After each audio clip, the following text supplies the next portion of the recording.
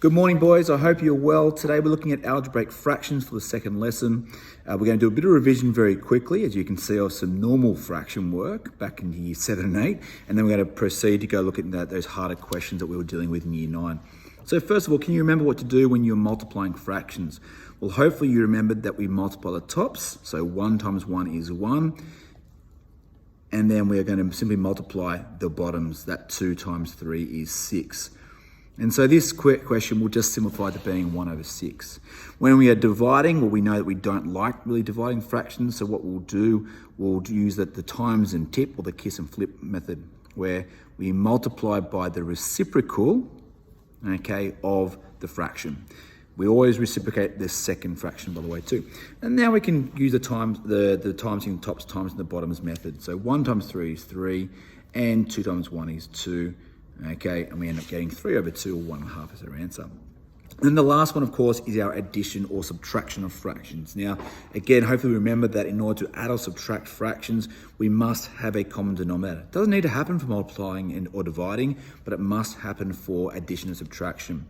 So we're going to go through here, and we're going to look for a common denominator. Now, in this instance, the common denominator would probably be 6. If you're not sure, worst case scenario, just times the bottoms together, and we get our common number. But I'm going to put it over 6 and plus over 6. So I'm going to times the bottom by 3 on the first fraction. What I do the bottom, we must do the top. Remember, we're not changing the value, just how it looks. So we get 3 over 6, which we know is the same as a half. I'm going to times the second fraction by 2 on the bottom and 2 on the top. And we get 2/6, which of course we know is 1/3. But now we have a common denominator. So all I need to do is add the tops. 3 plus 2 makes 5, and put it over 6, and that is my answer. Now, they are pretty simple questions, right? So why are we doing these really simple ones, which we did back in year 8? Well, hopefully we can now apply these methods to some algebraic questions. Okay, let's call this example 4. So now we're going to simplify some algebraic expressions, and we actually got a whole host of them. Now, if you think you know how to do this stuff, gents, I'm more than happy for you to pause this and then play it on and actually mark it. That way you can skip my boring voice. But otherwise, we're going to look at it. So the first question, question 4a in this instance, is a very similar question to what we did just in that previous one.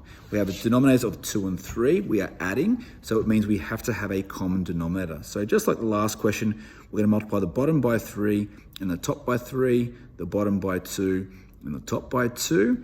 I then create my new fraction, or my equivalent fraction. It's probably good mathematics to use, language, and we get 2a over 6. Now that we have a common denominator, we can say 3a plus 2a is 5a, and we have that common denominator of 6 as my final answer.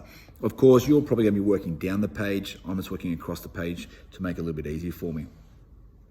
Okay, apologies there. Now, just going to wait for that to reload up.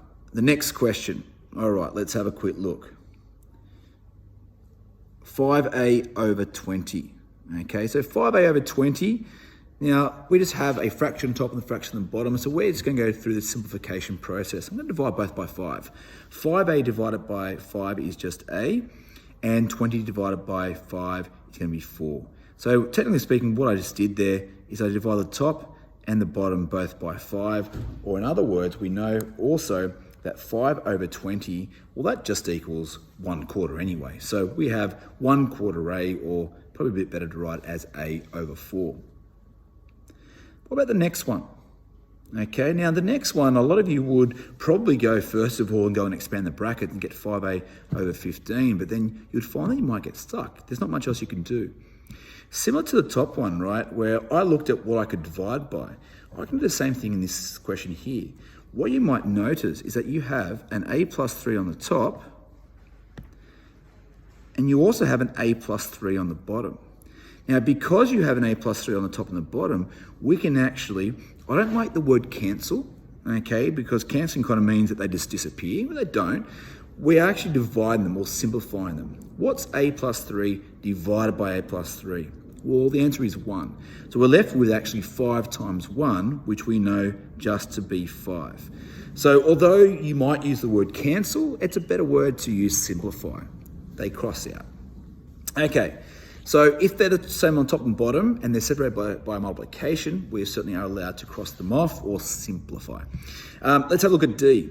Okay, so D is a little bit similar to C, but you'll notice that I can't just cross off any numbers. Now, some people might say, oh, I can divide by 3, right? Because 3 goes into 6, 3 goes into 18, 3 goes into 3.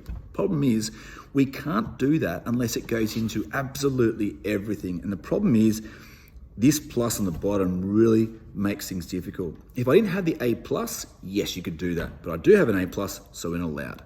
So what we have to recognize is that the A plus 3 has to go into the top and the bottom.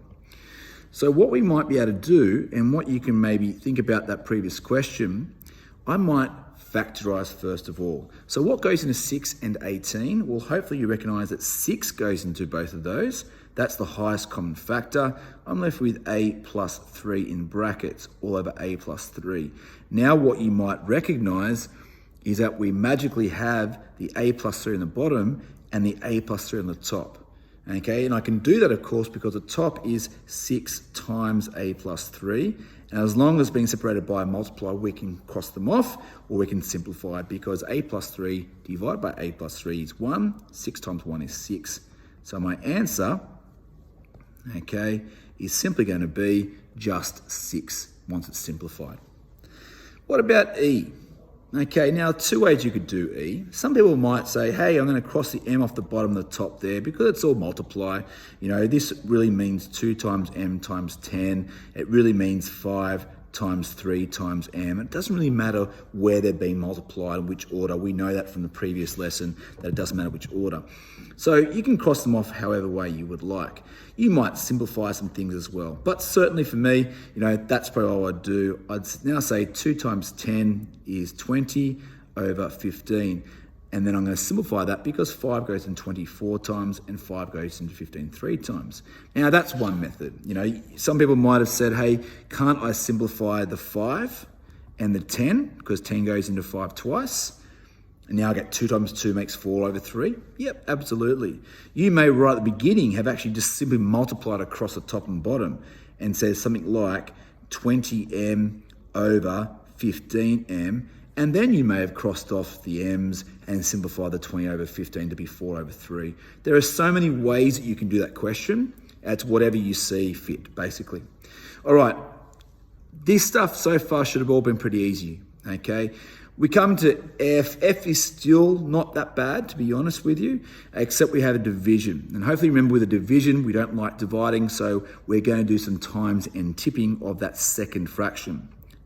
M plus 5 over 6 times 12 over m squared plus 5m. Now, yes, you might recognize that the 12 and the 6 will simplify because 12 divided by 6 is 2. You can do that now if you wish, or you do it at the end. So, for example, I could say, yep, that goes in there once and it goes in there twice. What about the m plus 5 and the m squared plus 5m? Now, they kind of look familiar. And what I'm going to do, I'm going to factorize that denominator. So I'm actually going to write m plus 5 over 6, I'm going to leave the 6 there, times 12 over m brackets m plus 5, because that's what m squared plus 5m is. And now when I go to that simplification with the 6 and the 12, I can also cross out the m plus 5 and the m plus 5, or simplify them. So I'm actually left with simply a 2 on the top, and I'm left with an m on the bottom, and 2 over m is my simplified answer. Hopefully that made sense. And the very last one is probably the creme of the crop question. It's probably the harder one, where you have to have a common denominator. But what do you notice here? We don't have a singular term on the bottom. We now have a binomial, okay, at x plus 1 on one side and x plus 2 on the other. So what can we do to try and make these bottoms the same? Well, similar. I'm simply going to times these things together, which means on the bottom, we're going to have an x plus 1 on the bottom here, and we're going to have an x plus 2 on the bottom on the right-hand side. Okay, so what do you times the left-hand side to get that common denominator? Well, you times the bottom by x plus 2, and you times the top by x plus 2. So I'm going to write that in there. What did I times the second fraction by? Well, I times the second fraction by x plus 1 over x plus 1. So I'm going to put that in there as well. And you can see I've just put them straight over the common denominator. Now what I might do is I might expand the top. don't touch the bottom, leave the denominator factorized. So if I do that, we get 5x plus 10 plus 3x plus 3. I'm going to put it all over x plus 1 in brackets x plus 2. And my final step will be to simplify. And of course, I've got a 5x and a 3x. They are like terms. I've got a plus 10 and a plus 3. They are like terms. So I end up coming with 8x plus 13 all over x plus 1 and x plus 2. And that becomes my answer. Nothing else I can do with that. I can't factorize the top part. A lot of boys want to try and, or students try and expand the bottom, the denominator. Just leave it factorized. That's where we want to have it, particularly for later on for mathematics. It's important to have the denominator as a factorized form. Apart from that, gents, it's a lot of revision of our fractions. This should not be new. This was all last year, okay? Probably a little bit of year 8 as well, and even maybe a little bit of year 7. Hopefully you can work through the exercises that have been set for you today. Hope you're enjoying yourself down there, and I'll see you shortly.